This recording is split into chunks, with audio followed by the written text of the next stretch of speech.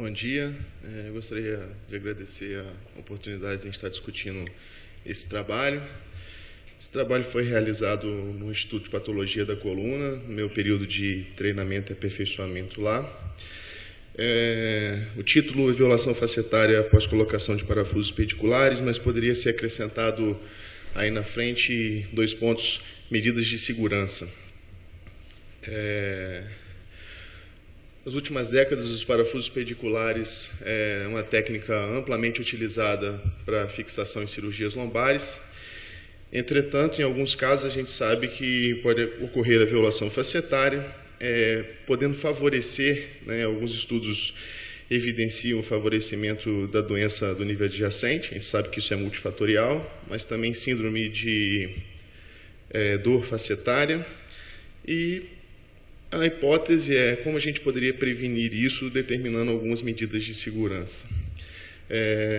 A hipótese gerada foi que a colocação de parafusos num determinado ângulo poderia evitar a violação facetária e também a entrada da cortical óssea a uma determinada distância também poderia evitar a violação facetária.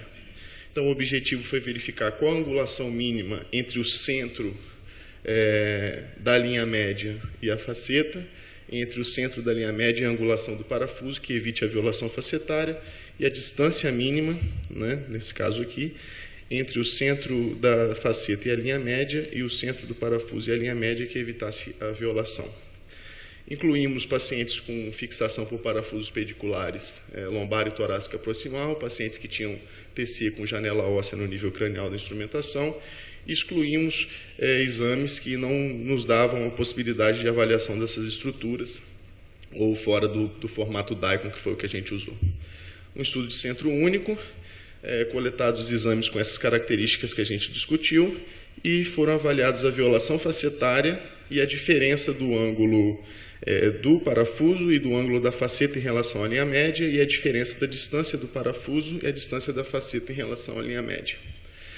A gente usou essa escala que é descrita nesse artigo, que foi uma escala visual para avaliar a violação facetária, que se divide entre 0, 1 e 2, onde 0 o parafuso não está na articulação, 1 ele encosta na articulação e 2 entra ou atravessa a articulação, dividindo o paciente em 2 grupos, os grupos que houve a violação e o que não houve a violação. Com o método, já expliquei, essa diferença, a gente avaliou a diferença entre o ângulo que o parafuso tem com a linha média e o ângulo que a faceta tem com a linha média, e a distância da mesma forma, sendo que a distância talvez não seja tão fidedigna, porque a gente mediu em unidade arbitrária.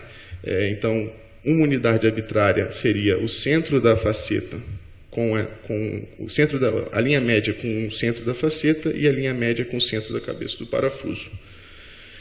Então, avaliamos 397 pedículos, a lateralidade foi similar, sem diferença de violações entre um lado e outro, e avaliamos que o grau 0, com 303 pacientes de violação, e com violação 94 pacientes, sendo grau 1, 52 e grau 2, 54.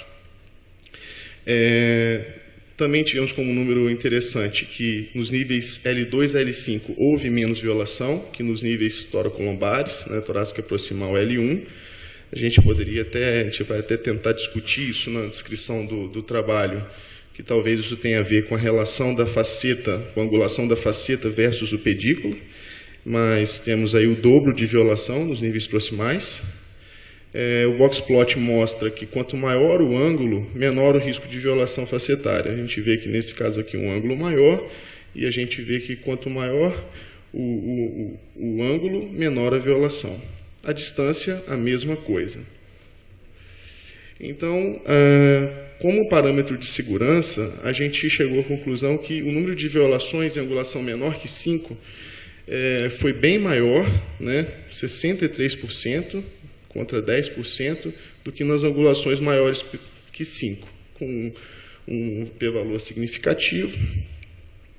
E a distância, medida em unidades arbitrárias, a gente chegou à conclusão que uma unidade arbitrária do centro da faceta até o ponto de entrada na cortical é um parâmetro de segurança, né, sendo que os menores que 1, né, violam em 33,7%, e os maiores que 1 somente em 3,1%.